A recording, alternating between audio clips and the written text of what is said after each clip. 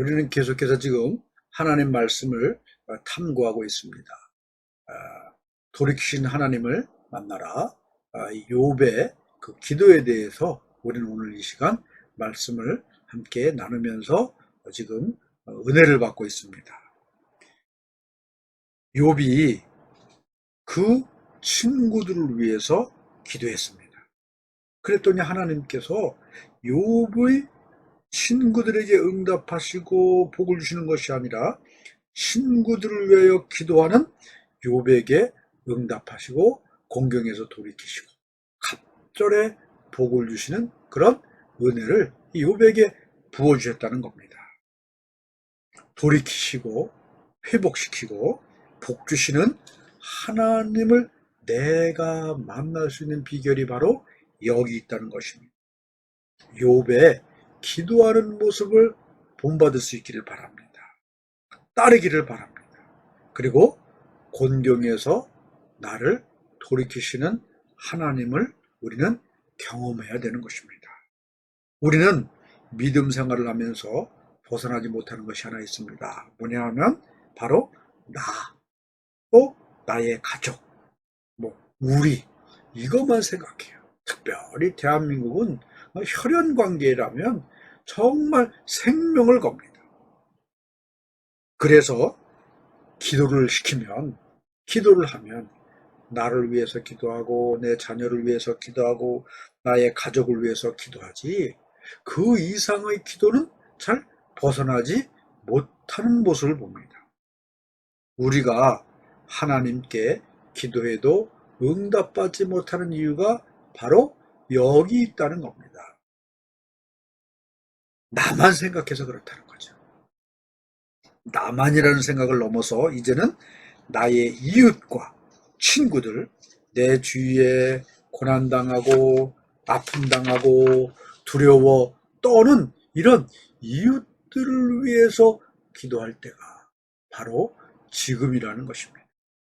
우리가 이렇게 욥과 같이 기도할 때에 하나님은 그런 기도를 들으시고 여러분 나의 문제에서 돌이키게 하시고 또 나의 삶을 갑절이나 채워주시는 은혜와 복을 주신다는 겁니다. 여러분 하나님께서 오늘 이 시간 저와 여러분이 요구하는 게 뭡니까? 바로 기도하는 것입니다. 다시 한번 말씀드리지만 그러면 무엇을 놓고 우리가 기도해야 되겠습니까? 누가복음 6장 27절은 지금 욥의 기도와 비슷한 내용이 나옵니다. 누가복음 6장 27절 말씀은 뭐라 그러냐 하면 그러나 너희 듣는 자에게 내가 이르노라 너희 원수를 사랑하며 너희를 미워하는 자를 선대하며 너희를 저주하는 자를 위하여 축복하며 너희를 모욕하는 자를 위하여 기도하라. 여러분 오늘 말씀에서 욥은 자신을 위로해주지도 않아서 이 친구들이 비난하고 죄인이라고 정죄했습니다. 그럼에도 불구하고 이 친구들을 위해서 무엇을 했냐 하면 기도했다는 거예요. 기도. 그랬더니 하나님께서 여러분 이 욥에게 복을 주시는데 어떤 복을 주시냐 하면 여호와께서 욥의 곤경에서 돌이키게 하시는 복을 주셨습니다. 또 여호와께서 욥에게 이전 모든 소유보다 갑절이나 주시는 그런 복을 주셨다는 거예요. 여러분 우리 삶을 주님은 무엇으로 돌이켜 주십니까? 우리 삶을 무엇 때문에 갑절이나 채워주십니까? 바로 욥처럼 자신을 비난하고 정죄했던 그런 친구들을 위해서 우리가 기도할 때에 하나님은 나의 필요와 나의 삶, 이 곤경한 삶에서 지금 돌이키시고 채워주시는 역사를 이루시는 것입니다. 또 채워주시는데 어떻게 채워주십니까? 갑절이나 채워주시는 그런 복을 우리에게 주신다는 겁니다. 그런데 우리가 확실히 알아야 될 것은 이것은 여러분 이 땅을 살아나가는 데 필요한 거예요. 내가 곤경에서 돌이키는 거 이 땅에서만 이 땅에서 끝나면 끝입니다. 갑절 몇 배의 복을 받아도 이 땅에서만 누리는 거지 이 땅이 지나가면 끝입니다. 그런데 하나님께서는 우리에게 이 땅의 삶에 돌이키게 하시고 이 땅의 삶에 갑절의 복을 주시지만 더 큰 복이 있다는 사실입니다. 여러분 우리는 분명히 이거 알아야 돼요. 더 큰 복이 뭐냐? 예, 마태복음 5장 43절부터 45절을 보면 이런 말씀이 있습니다.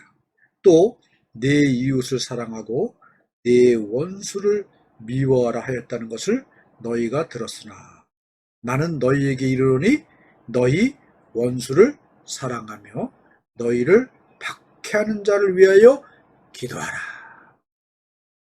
오늘 예수님은 똑같이 누가복음 6장 27절처럼 네 이웃을 사랑하고 네 원수를 미워하며 너희를 박해하는 자를 위하여 기도하라 이렇게 말씀하셨어요. 여러분 그런데 그 다음에 뭐라고 말씀하십니까? 이같이 한즉 너희가 원수를 사랑하고 너희를 박해하는 자를 위하여 기도한즉 기도를 하면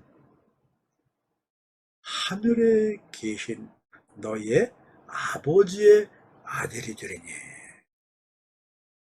여러분 하나님의 아들이 되는 방법 오늘 뭐라고 말씀하고 있습니까? 네, 다른 게 아니에요. 너희 원수를 사랑하며 너희를 박해하는 자를 위하여 기도하라. 이같이 하면 너희 원수를 사랑하고 너희를 박해하는 자를 위하여 기도하면 너희가 하늘에 계신 아버지의 아들이 될 것이다. 여러분 하나님의 아들이 되는 것 이거보다 세상에 더 큰 복이 어디 있겠습니까? 여러분 오늘 이 시간 우리는 욥의 모습을 본받아야 됩니다. 그런데 우리가 분명히 알아야 될 것은 또 뭐가 있냐 하면 이렇게 여러분 욥보다도 더 이웃을 위해 친구를 위해서 기도하신 분이 있습니다. 누구냐 하면 바로 예수 그리스도이십니다. 예수 그리스도의 여러분 절정이 뭡니까? 예수님은 입술로만 기도하지 않았어요. 바로 이 몸을 바쳐서 십자가에 달려 죽으시는 이 죽음을 통하여서 죽음의 기도를 우리를 위해 드렸다는 겁니다. 그래서 여러분 예수님이 어떻게 되셨습니까? 빌립보서 2장 5절부터 11절 말씀. 너희 안에 이 마음을 품으라. 곧 그리스도 예수의 마음이니 그는 근본 하나님의 본체시나 하나님과 동등됨을 취할 것으로 여기지 아니하시고 오히려 자기를 비워 종의 형체를 가지사 사람들과 같이 되셨고 사람의 모양으로 나타나사 자기를 낮추시고 죽기까지 복종하셨으니 곧 십자가에 죽으심이라. 이러므로 하나님이 그를 지극히 높여 모든 이름 위에 뛰어난 이름을 주사.